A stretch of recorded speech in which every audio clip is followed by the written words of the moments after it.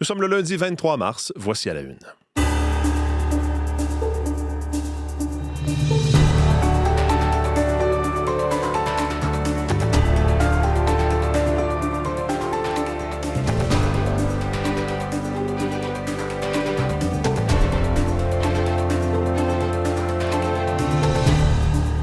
Bonjour, bon lundi, bon début de semaine. C'est Mathieu Bellumeur au microphone. J'espère que vous allez bien. Merci d'être avec nous en ce lundi matin.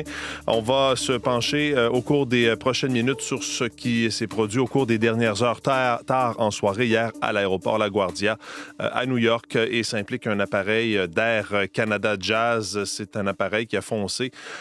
Collision donc avec un véhicule d'urgence sur le tarmac, sur la piste d'atterrissage. On va probablement dans les prochaines heures un peu mieux comprendre ce qui s'est passé, mais au cours des dernières minutes, les autorités aéroportuaires à New York ont fait le point, confirmant la mort du pilote et du copilote de l'appareil. Plusieurs passagers ont été blessés, plusieurs transports à l'hôpital, certains ont été blessés plus grièvement, d'autres ont déjà reçu leur congé à l'heure où on se parle. Mon collègue Jean-Philippe Robillard a écouté le point de presse au cours des dernières minutes des autorités et va nous en dire davantage sur les circonstances, sur ce que l'on sait, mais vraiment une tragédie sur le tarmac de l'aéroport LaGuardia qui est toujours fermé ce matin, là, selon les dernières informations. Donc, on va revenir là-dessus, entre autres, un peu plus tard à l'émission. Autour de la table, à cette heure-ci, Julie-Jasmine Boudreau, aux actualités culturelles. Bonjour. Bonjour, Mathieu. Olivier Pellerin au sport. Salut, Olivier. Bonjour. Et Véronique Méran à la météo. Bonjour, Véronique. Bonjour, Mathieu. On va se parler plus tard ensemble, Julie-Jasmine, dans votre bloc culturel à la fin de l'émission, d'un possible retour sur scène de Céline Dion. Oui, parce que c'est un article qui a été donc publié hier matin dans la presse. Je vais vous donner les détails. C'est Hugo Dumas, chroniqueur, qui nous en fait l'annonce, en tout cas, des premières probabilités de ce qui sort de là. Alors, j'ai bien hâte de vous en parler parce qu'on la voit, Céline, on la voit sur TikTok, elle fait un peu de folie, elle donne de l'information, mais pas de grands mots concernant ce grand retour, alors que là, lui, il recoupe certaines informations. OK, on va revenir là-dessus un peu plus tard dans votre bloc culturel. Le temps de parler météo avec Véronique. De la neige ce matin? Non, s'il vous plaît. Mathieu, sa dose. Mathieu, à sa dose. Je pense que je suis pas le seul. Je pense que vous je suis êtes pas le seul. le représentant des gens tannés de l'hiver. Alors voilà, Des bourrus. On est au printemps après tout. 23 mars, hein, on C'est l'a ça. dit. Donc oui, à un moment donné, ça va finir par paraître. Mais on a eu de la neige hier, près d'une dizaine de centimètres là, pour la plupart des secteurs. Ça ressemble à du 10-15 là, en Estrie par endroit. Donc ça, c'est derrière nous. Je dirais que c'est un début de semaine qui sera somme toute assez calme. Rien d'important à signaler. Mais jeudi, par contre, un système plus costaud qui s'en vient, plus chargé en précipitation aussi. Le problème, ce sera la trajectoire de ce système-là. Si le système passait un petit peu plus au nord, on sera en secteur un peu plus doux avec une dose de pluie, mélange de précipitation. Mais si le système passe un peu plus au sud, tendance que semblent privilégier quelques modèles actuellement ce matin, eh bien là, le couvert neigeux aurait des centimètres supplémentaires. Alors, ça, c'est pas bon pour votre équipe, Mathieu. On va y aller pour le nord. Moi, Ouais. j'y vais pour le nord. Allez-y pour le nord. On va continuer de surveiller ça, là, mais avant jeudi, début de semaine assez calme. On y va avec des éclaircies ce matin. Les nuages reviennent par la suite. Oui, il peut y avoir des flocons cet après-midi, là, mais rien d'important. Les températures vont osciller entre moins 2 degrés. La nuit prochaine, fin de nuit, un ciel qui va se dégager partiellement, donc moins 6, moins 8 autour de Montréal, près de la barre du moins 10, l'Estrie, Laurentides, Québec, secteur de l'Outaouais. Demain matin, on voit quelques éclaircies aussi, un petit peu plus nuageux en après-midi. Demain, on a des vents du sud-ouest, le mercure qui pourrait grimper jusqu'à 2 à 4 degrés dans le secteur de Montréal. Sinon, près de 1-2 degrés un peu partout. Et on surveille ce système en approche pour tard mercredi soir, jeudi et vendredi. C'est ce qui va influencer la fin de la semaine. D'ici là, un petit peu de neige à venir. Demain, du côté de l'Abitibi, mais pas grand-chose. Ciel variable pour aujourd'hui. Assez nuageux pour tout l'est du Québec, incluant le Saguenay-Lac-Saint-Jean, le Bas-Saint-Laurent, la Gaspésie, la Côte-Nord. Nuages éclaircis. Température légèrement sous zéro, moins 1, moins 2. C'est ce qu'on anticipe pour aujourd'hui. Territoire ontarien, la portion nord et centre, on a un ciel assez variable. Les températures varient entre moins 3 et 2 degrés. Toronto, Windsor, c'est plutôt nuageux. S'il y a des flocons, ils seront fondants. 3, 4 degrés, puis des éclaircies dans le secteur d'Ottawa aujourd'hui. Le maximum sera de 2. Ça s'ennuagera à Vancouver cet après-midi. Entre ça, on peut anticiper un petit peu de soleil. Les températures sont près des valeurs de saison. Edmonton, Calgary, un ciel qui deviendra variable. Les températures sont toujours positives. 4 à Edmonton, 10 à Calgary, mais il y a du temps un petit peu plus froid qui se dessine pour les prochains jours dans l'Ouest canadien. Beau temps sur le sud de la Saskatchewan, on atteindra 4 également. Ça va s'ennuager à Winnipeg. Il y aura des flocons fondants. On est légèrement au-dessus de zéro. Et l'action au pays, aujourd'hui, on la retrouvera dans les provinces de l'Atlantique avec 15 à 25 cm de neige du côté de la Nouvelle-Écosse et jusqu'à 30-40 cm possibles à Terre-Neuve à partir de ce soir. Bonne chance là-dedans. Eh oui! Merci, Véronique. Bonne journée. Olivier, au sport, la victoire de Montréal affrontait la charge d'Ottawa hier à Winnipeg. On sait que la Ligue professionnelle de hockey féminin se promène comme ça un peu partout pour faire découvrir effectivement les équipes. Et finalement, c'est la victoire qui a perdu en prolongation. En prolongation contre la charge d'Ottawa, je pense que c'était le 15e match de démonstration de la saison. Longue tournée qui se fait pour les équipes de la Ligue. Et hier, c'était à Winnipeg devant plus de 15 000 spectateurs quand même. Donc, je pense que c'est un pari réussi de ce côté, entre la charge et la victoire. Et cette victoire de la charge a été obtenue en prolongation, vous l'avez dit, après 12 secondes seulement. Rebecca Leslie qui a battu Anne-Renée Desbiens pour filer avec la victoire dans un match très serré où les buts se sont marqués de part et d'autre en deuxième période. On s'est beaucoup étudié. Et donc, c'est la charge d'Ottawa qui file avec la victoire après cette rencontre. Donc, pour la victoire de Montréal, il y avait une chance de consolider ou du moins de poursuivre au premier rang en suivant, entre autres, le Frost du Minnesota et le Fleet de Boston. Malheureusement, avec cette défaite, la victoire de Montréal qui est présentement 3e à 2 points des deux équipes que je viens de mentionner. Donc, classement assez serré pour la tête dans la LPHF. Puis Ottawa, ça lui permet quand même de se maintenir dans le niveau, là, dans l'acceptabilité dans cette saison. Donc, voilà pour le match d'hier. J'en profite parce qu'on parle de hockey féminin pour vous parler quand même des championnats universitaires canadiens les finales se sont tenues cette fin de semaine. Et ce sont deux équipes québécoises qui, chez les hommes comme chez les femmes, ont décroché le titre. Chez les hommes, c'est les Patriotes de l'UQTR, donc l'Université du Québec à Trois-Rivières, qui ont remporté leur match 3-2 en prolongation contre les Huskies de St. Mary's. Donc, titre pour les Patriotes.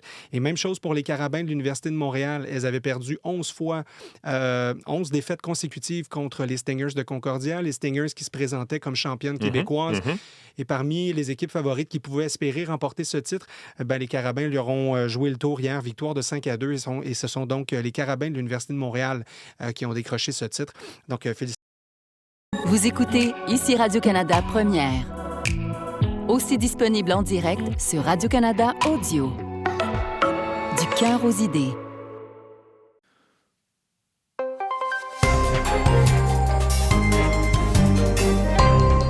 Bonjour, ici Mathieu Massé. Voici les informations.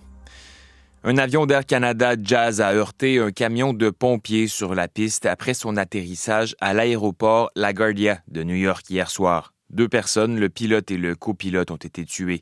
72 passagers et 4 membres d'équipage se trouvaient à bord de l'avion au moment de l'impact. Le vol d'Air Canada Jazz avait décollé hier soir de l'aéroport Montréal-Trudeau. Guerre en Iran, l'armée israélienne dit s'attendre à encore plusieurs semaines de combats en Iran et au Liban. Pour sa part, le président américain promet de bombarder les centrales électriques iraniennes si Téhéran ne débloque pas le détroit d'Ormuz d'ici ce soir. Un ultimatum auquel l'Iran répond par la menace. Le pays n'hésitera pas à viser les infrastructures vitales de ses ennemis dans la région si les États-Unis vont de l'avant. Par ailleurs, le conflit au Moyen-Orient cause une flambée des prix du pétrole et la situation ne semble pas, pour l'instant, près de changer. Dans ce contexte tendu, s'ouvre aujourd'hui une des plus grandes conférences énergétiques du monde. CERAWeek rassemble plus de 10 000 participants et des dizaines de PDG d'entreprises pétrolières et gazières. Tiffany Roquette est sur place. À Houston, au cœur des sièges sociaux des pétrolières américaines, le conflit au Moyen-Orient est dans toutes les pensées. Sans sortie de crise envisagée, certaines analyses prédisent un prix du pétrole qui pourrait doubler et atteindre $200 le baril. Même si cela signifie des profits en hausse, la situation n'enchante pas les entreprises réunies à la conférence CERAWeek, affirme Kurt Barrow, analyste chez S&P Global. L'inquiétude est qu'un prix si élevé décourage la demande de pétrole à long terme, explique-t-il. Les entreprises seront donc suspendues aux lèvres du secrétaire américain de l'énergie, Chris Wright, qui ouvre la conférence, et de toute indication qu'un plan est en place pour un apaisement des marchés le plus rapidement possible. Le conflit est toutefois une occasion pour le Canada de se vendre à l'international comme un fournisseur fiable de ressources naturelles. Ce sera le message cette semaine du ministre fédéral de l'Énergie et des Ressources naturelles, Tim Hodgson, et de la première ministre de l'Alberta, Danielle Smith, tous les deux présents à Houston. That if we are a stable energy superpower, Mais pour que ce message soit entendu, affirme le PDG d'Avatar Innovations, Kevin Crossert, il faudra aussi que le Canada prouve qu'il peut faire aboutir de grands projets de production et d'exportation du pétrole et du gaz naturel. Ici Tiffany Roquette, Radio-Canada, à Houston, au Texas. Puis élection municipale en France. La gauche a conservé les 3 plus grandes villes françaises avec notamment une victoire à Paris à 1 an de la présidentielle. L'extrême droite s'est imposée dans plusieurs villes moyennes, mais n'est pas parvenue à remporter de grandes villes. Et puis toujours en France, on apprend ce matin le décès de l'ancien premier ministre socialiste Lionel Jospin. Il avait 88 ans. Chef du gouvernement de 1997 à 2002, Lionel Jospin s'était aussi présenté sans succès aux élections présidentielles de 1995 et 2002. Plus de 1500 organismes communautaires entament aujourd'hui une grève de 2 semaines pour dénoncer un manque de financement de la part du gouvernement du Québec. Au total, ce sont environ 20 000 travailleurs qui n'entreront pas au boulot pour les 2 prochaines semaines. Ce débrayage est l'initiative du mouvement communautaire à bout. Le directeur général d'Espace Multisoleil, un organisme montréalais qui offre des services de loisirs à des enfants vivant avec un handicap, Samuel Pignodelli, soutient les revendications du mouvement. On est fatigué, tout le monde, parce qu'on sent vraiment qu'on tient un réseau de santé et de services sociaux à bout de bras, qu'on est souvent à la première ligne d'action, qu'on fait le travail que souvent, justement, les installations de santé et services sociaux ont de la difficulté à faire, ne sont pas capables d'aller faire directement sur le terrain, mais on le fait avec des moyens qui sont faméliques. Des services jugés essentiels comme les refuges pour personnes sans abri et pour des victimes de violences conjugales seront maintenus pendant la grève. En terminant, le traditionnel défilé de la Saint-Patrick de Montréal s'est déroulé sous la neige en début d'après-midi hier. Cette fête religieuse à ses débuts est devenue une célébration de la culture irlandaise à travers le monde. Le défilé de la métropole québécoise est considéré comme l'un des plus anciens sur la planète. Charles-Antoine Boulanger y était. Du vert, beaucoup de vert, la couleur de l'Irlande, mais parfois sous les manteaux en raison de la neige. Ça a ajouté un élément festif. Ah oui? Oui. C'est pas ça qui va arrêter les Irlandais. Jamais. Le défilé de la Saint-Patrick à Montréal est organisé depuis 1824, rappelle la présidente des Sociétés unies irlandaises de Montréal, Laurie Morrison. C'est l'un des plus anciens sur la planète, plus que celui de Chicago et même celui de Dublin. Une fête pour célébrer les racines irlandaises de la métropole qui rassemble des dizaines de milliers de personnes de tous les horizons. Pour célébrer la culture irlandaise et pour voir ce que c'est. C'est de l'amitié. Disons, ma mère est irlandaise, donc on a nos racines qui sont là. La mairesse Soraya Martinez-Ferrada a tenu à souligner le caractère inclusif de l'événement. J'ai vu des gens de toutes sortes de communautés qui étaient présents. C'est ça, Montréal aussi. La présence irlandaise à Montréal remonte à la fin du 17e siècle. Aujourd'hui, 12 % de la population canadienne revendique une descendance irlandaise. Ici Charles-Antoine Boulanger, Radio-Canada, Montréal. Et je vous rappelle en terminant qu'un avion d'Air Canada Jazz a heurté un camion de pompiers sur la piste après son atterrissage à l'aéroport LaGuardia de New York hier soir. 2 personnes ont été tuées.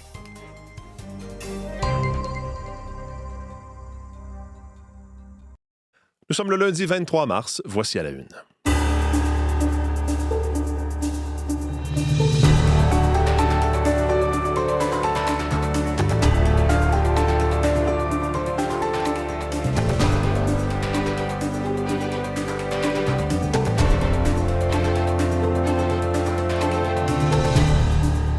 Bonjour, bon lundi, bon début de semaine. C'est Mathieu Bellumeur au microphone. J'espère que vous allez bien. Merci d'être avec nous en ce lundi matin. On va se pencher au cours des prochaines minutes sur ce qui s'est produit au cours des dernières heures, tard en soirée, hier à l'aéroport LaGuardia à New York. Et ça implique un appareil d'Air Canada Jazz. C'est un appareil qui a foncé. Collision, donc, avec un véhicule d'urgence sur le tarmac, sur la piste d'atterrissage. On va probablement, dans les prochaines heures, un peu mieux comprendre ce qui s'est passé. Mais au cours des dernières minutes, les autorités aéroportuaires à New York ont fait le point, confirmant la mort du pilote et du copilote de l'appareil. Plusieurs passagers ont été blessés, plusieurs transports à l'hôpital. Certains ont été blessés plus grièvement. D'autres ont déjà reçu leur congé à l'heure où on se parle. Mon collègue Jean-Philippe Robillard a écouté le point de presse au cours des dernières minutes des autorités et va nous en dire davantage sur les circonstances, sur ce que l'on sait. Mais vraiment une tragédie sur le tarmac de l'aéroport LaGuardia qui est toujours fermé ce matin, là, selon les dernières informations.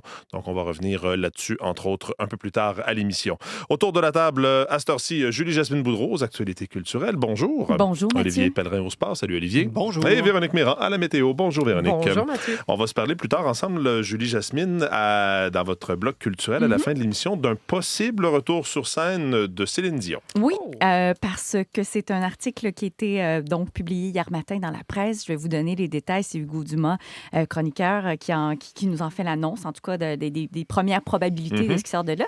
Alors, j'ai bien hâte de vous en parler parce qu'on la voit, Céline, on la voit sur TikTok, elle fait un peu de folie, elle donne de l'information, mais pas de grands mots concernant ce grand retour, alors que là, lui, il recoupe certaines informations. OK, on va revenir là-dessus un peu plus tard dans votre bloc culturel. Le temps de parler météo avec Véronique. De la neige ce matin? Non, s'il vous plaît. Mathieu, sa dose. Mathieu, à sa dose. Je pense que je suis pas le seul. Je pense que vous êtes le représentant des gens tannés de l'hiver. Alors voilà, des bourrus. On est au printemps, après tout. 23 mars, on l'a dit. Donc, oui, à un moment donné, ça va finir par paraître. Mais on a eu de la neige hier, près d'une dizaine de centimètres là, pour la plupart des secteurs. Ça ressemble à du 10-15 là, en Estrie par endroit. Donc, ça, c'est derrière nous. Je dirais que c'est un début de semaine qui sera, somme toute, assez calme. Rien d'important à signaler. Mais jeudi, par contre, un système plus costaud qui s'en vient, plus chargé en précipitation aussi. Le problème, ce sera la trajectoire de ce système-là. Si le système passait un petit peu plus au nord, on sera en secteur un peu plus doux avec une dose de pluie, mélange de précipitation. Mais si le système passe un peu plus au sud, tendance que semblent privilégier quelques modèles actuellement ce matin, eh bien là, le couvert neigeux aurait des centimètres supplémentaires. Alors, ça, c'est pas bon pour votre équipe, Mathieu. On va y aller pour le nord. Moi, j'y vais pour le nord. Allez-y pour le nord. On va continuer de surveiller ça, là, mais avant jeudi, début de semaine assez calme. On y va avec des éclaircies ce matin. Les nuages reviennent par la suite. Oui, il peut y avoir des flocons cet après-midi, là, mais rien d'important. Les températures vont osciller entre moins 2 degrés. La nuit prochaine, fin de nuit, un ciel qui va se dégager partiellement. Donc, moins 6, moins 8 autour de Montréal. Près de la barre du moins 10, l'Estrie, Laurentides, Québec, secteur de l'Outaouais.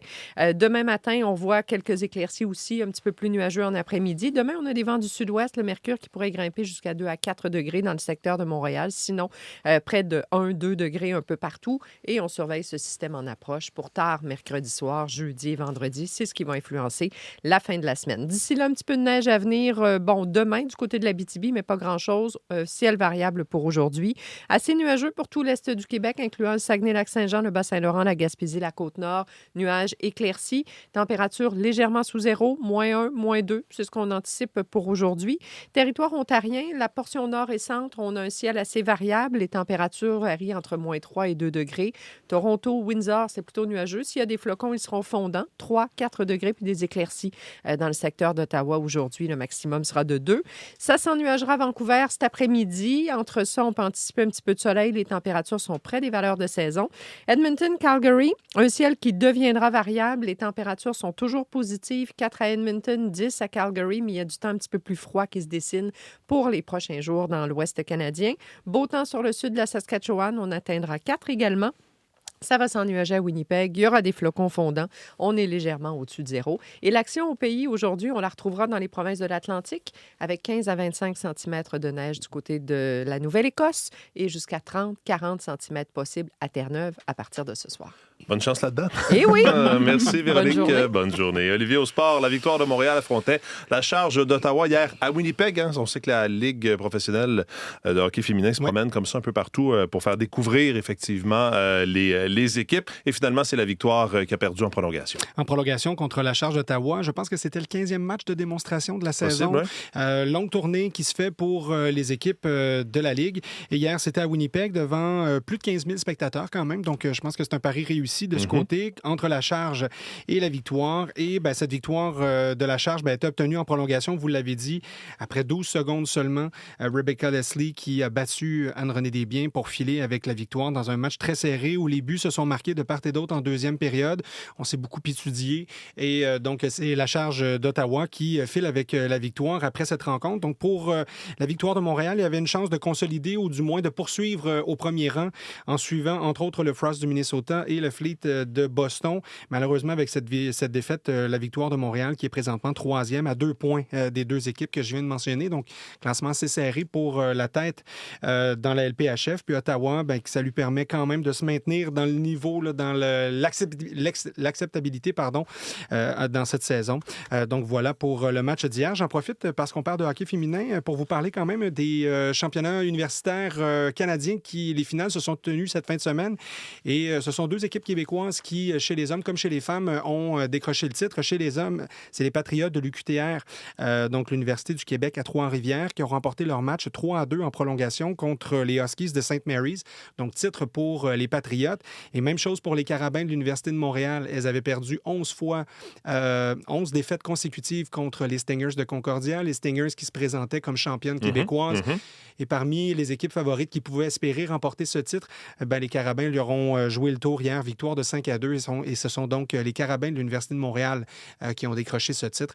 Donc, félicitations à l'Université montréalaise pour cette victoire. Au tennis, c'est la fin de parcours pour Leilani Fernandez à Miami. Oui, en deux manches de 6-2, 6-2 contre l'Américaine Jessica Pegula. Pegula qui était quand même une bonne tête d'affiche à prendre tôt dans ce tournoi à Miami. Donc, sortie relativement hâtive pour Leilani Fernandez. Il faudra surveiller aujourd'hui 2 joueurs canadiens. Chez les femmes, tout d'abord, Victoria Mboko qui sera en action contre la jeune Mira Andreeva. Ça, c'est un beau duel quand même entre 2 visages de cette jeunesse du tennis féminin qui pousse présentement. Victoria Mboko qui est 9e au monde, Mira Andreeva 5e au monde. Les deux se sont déjà affrontés cette saison 2 fois. Elles ont chacun remporté un match. Donc, il reste à voir de quel côté ira justement cette rencontre de 8e de finale. Match qui est prévu vers midi 30 environ. Et il y a aussi Félix Auger-Aliassime qui sera en action aujourd'hui. Pour lui, c'est match de 3e tour contre le Français Terence Atman. Tournoi de Miami qui est parmi cette classe de Masters 1000 chez les hommes, WTA 1000 chez les femmes. Donc, un tournoi très relevé où on peut aller chercher plusieurs points et une autre occasion aussi peut-être pour Victoria Mboko d'ajouter à ce début de saison qui est assez impressionnant. Merci Olivier. Un plaisir. Bonne journée. Au revoir.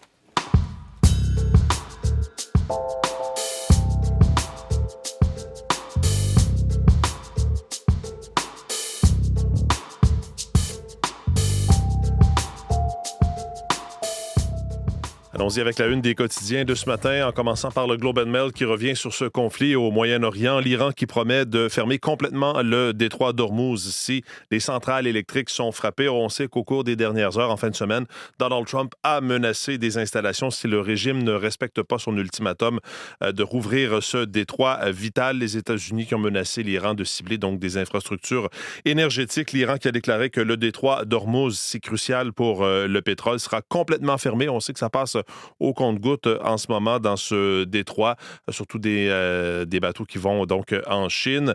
M. Trump donc a fixé tard samedi soir cet ultimatum de 48 heures. On suivra ça au cours des prochaines heures, effectivement, mais l'Iran qui donc répond de façon menaçante en disant qu'il y aura une fermeture complète du détroit si jamais les Américains et les Israéliens attaquent les infrastructures